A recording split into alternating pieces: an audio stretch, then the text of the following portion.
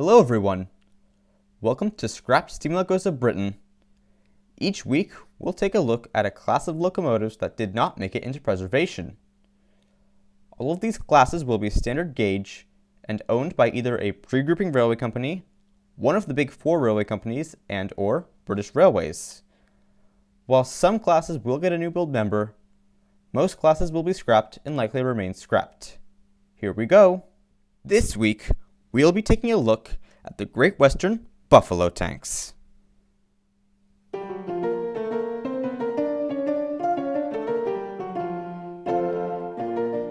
In 1870, George Armstrong designed a double-framed 060 side tank based on the 1016 class of 1867, which was based on the 302 class of 1864. Known as the 1076 class, they had a 140 pounds per square inch boiler, 4 foot 7.5 inch wheels, and 17 by 24 inch inside cylinders. These produced 14,872 pounds of tractive effort. The first six, numbered 1076 to 1081, were built at Swindon Works in 1870, initially as side tanks. They also had a front overhang of 4 foot 9 inches and a rear overhang of 5 foot 2 inches. When combined with a wheelbase of 15 feet 8 inches, this gave them a total length of 25 feet 7 inches. The remainder of the class, however, were built as saddle tanks. The next four batches had a 6 foot overhang at the back, increasing their length to 26 feet 5 inches. The final two batches had longer saddle tanks and 6 foot 9 inch rear overhangs, making them 27 feet 2 inches in length. In later years, those with shorter saddle tanks were rebuilt with larger saddle tanks to match the later batches. In total, there were 266 members, the last of which was built in 1881. One member, number 1134, was named Buffalo. From then on, the class was commonly referred to as the Buffalo tanks. Funnily enough, the GWR inherited some 060 saddle tanks from the South Devon Railway in 1876. These were also known as Buffalo tanks after the first member. The differences were that these Buffalo tanks were built in 1872 at Avonside in Bristol as broad gauge locomotives and had slightly larger driving wheels compared to the Great Western Buffalo tanks. Anyhow, number 1134 kept her name until 1914. However, the nickname of the class still stuck.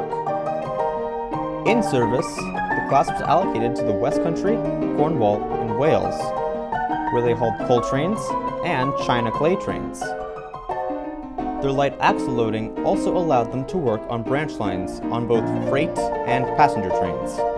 15 members were initially built as broad gauge saddle tanks. Another 35 were rebuilt between 1884 and 1888. On the 20th of May, 1892, number 1256 piloted the last broad gauge service from Penzance to Paddington, along with 3541 class 044 tank, number 3557.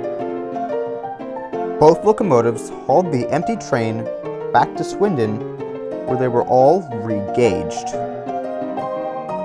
Like with many broad gauge locomotives owned by the GWR, all 50 broad gauge Buffaloes were re-gauged to standard gauge between 1891 and 1893. The first withdrawal was number 1184 in 1903, but mass withdrawals didn't start until 1910 with the introduction of the 4200s. 7 were sold to other railways.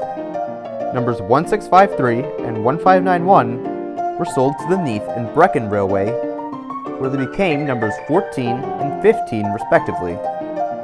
The other 5 were sold to the Rhondda and Swansea Bay Railway in 1912, 1914, 1915, and 1919. These became numbers 31, 32, 33, 34, and 2. All 7 were given their original numbers when the NNB and RSBR were absorbed by the GWR as part of the Grouping Act.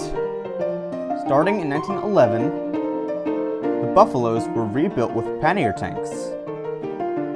13 never received pannier tanks. The last Buffaloes were rebuilt in 1927. 13 of the class were fitted with auto train gear in 1915. However, only 4 were rebuilt as pannier tanks before receiving their auto gear.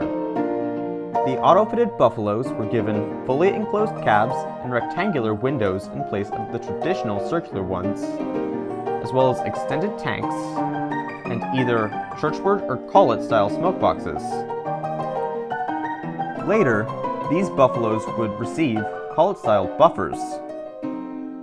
However, the Buffaloes were all withdrawn by 1937 after being replaced by the 5400s and the 6400s. During the 1920s and 1930s, around half of the class received enclosed cabs and Collet-style bunkers. However, the Buffaloes could easily be identified by their flat-top pannier tanks, their double frames, and short cab roof. Other modifications included rebuilding some members with new smoke boxes and boilers, as well as changes to the width of the footplate. 12 were given Dean Goods boilers and larger tanks. This increased their water capacity up to 1,200 gallons, but also made them heavier on their wheels. The footplate was also altered to a width of 8 foot 6 inches, and the tanks, cabs, and bunkers were widened to 8 feet. Some members were rebuilt with standard goods boilers, but these had the same footplate width and water capacity as the original Buffaloes. Those with larger tanks were mostly rebuilt using 2721 class parts. One member, number 1565, was specially fitted with a spark arrestor chimney for use at Didcot's Royal Ordnance Depot. In 1938, she was withdrawn and replaced by the 5700s. By 1939, most of the Buffalo population had been killed off. Some survived during World War II, with their last duties being shunting and hauling coal trains. The final withdrawals were numbers 1287 and 1585 in 1946. However, number 1287 was kept on for use as a stationary boiler until 1953, when she was then scrapped. None of the Buffalo tanks survived into preservation. This series is inspired by locomotives of Great Britain by Rail Air Land and Sea and Top 10 Extinct British Steam Locomotives by Pendennis Castle. Links to both their channels are in the description below.